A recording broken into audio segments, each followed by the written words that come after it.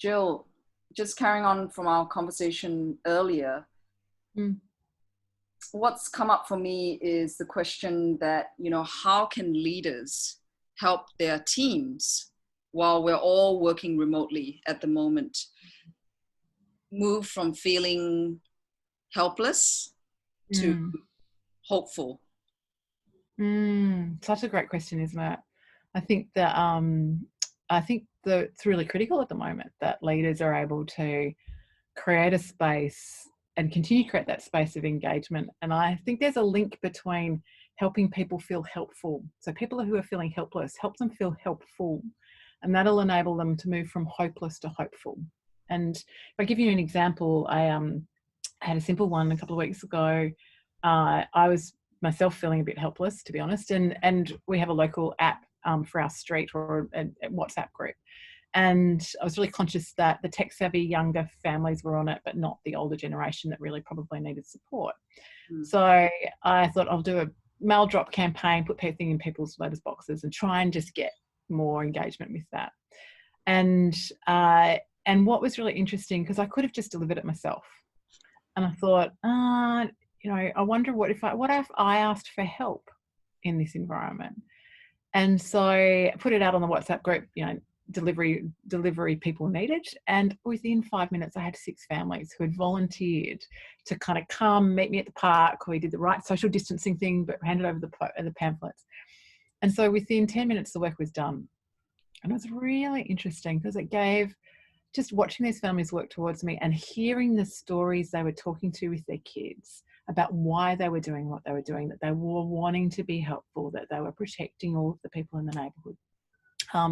Gives me goosebumps now, even as I tell you about it. And this sense of hopefulness about it, like this sense of engagement, this sense of community.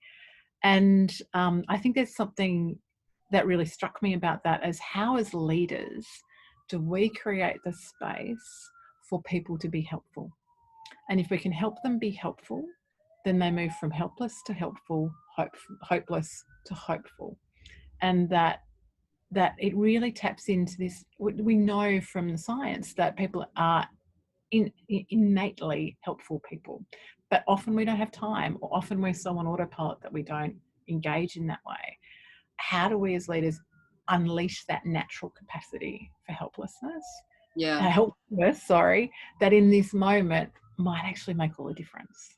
For sure. And if you have just a minute more, I'd just like to share a story actually with, I was having a check-in conversation with a client, and they were sharing with me about how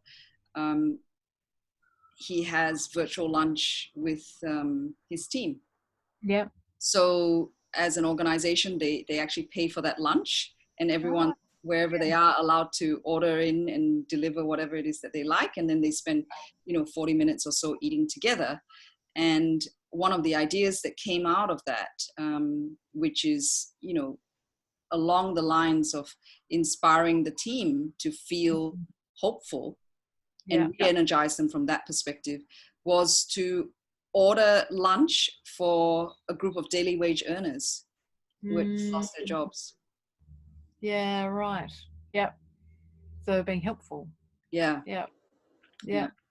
Yeah, lovely. It makes a huge difference. Yeah, for us to all feel that we have an outlet. So it doesn't necessarily just need to be a professional outlet, but a personal outlet as well. Absolutely. Yeah. Yeah. Yeah. Thank you. Good on you, 𝗛𝗚. Have a great day. I'll see you soon. Bye.